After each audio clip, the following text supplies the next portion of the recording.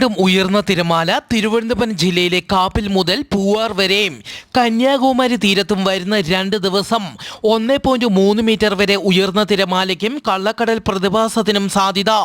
മത്സ്യത്തൊഴിലാളികളും തീരദേശവാസികളും ജാഗ്രത പാലിക്കണമെന്നും ചെറിയ വള്ളങ്ങളും ബോട്ടുകളും കടലിലേക്ക് ഇറക്കുന്നത് ഈ സമയം ഒഴിവാക്കണമെന്നും മുന്നറിയിപ്പ് പിൻവലിക്കുന്നതുവരെ ബീച്ചുകൾ കേന്ദ്രീകരിച്ചുള്ള വിനോദസഞ്ചാരം ഉൾപ്പെടെയുള്ള എല്ലാ പ്രവർത്തനങ്ങളിലും ശ്രദ്ധ പുലർത്തണമെന്നും ബീച്ചിലേക്കുള്ള യാത്രകളും കടലിറങ്ങിയുള്ള വിനോദങ്ങളും പൂർണ്ണമായും ഒഴിവാക്കണമെന്നും അറിയിച്ചു.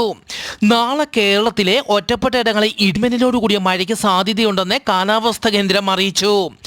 ഇംഗ്ലണ്ടിലെ യോർക്ക്ഷയറിലെ ഹാൾ തീരത്തെ ഒരു എണ്ണ ടാങ്കറും ചരക്ക് കപ്പലും കൂട്ടിയിടിച്ച് 2 കപ്പലുകളിലും തീപിടുത്തമുണ്ടായി. കിലോമീറ്ററുകൾ അകലെ നിന്നുപോലും ഈ തീ കാണാൻ സാധിക്കും. 30-ലധികം പേർക്ക് പരിക്കേറ്റു. എത്ര പേർ മരിച്ചു എന്ന വ്യക്തമായ കണക്കുകൾ ഇതുവരെ ലഭ്യമായിട്ടില്ല. രക്ഷാപ്രവർത്തനം തുടരുന്നു.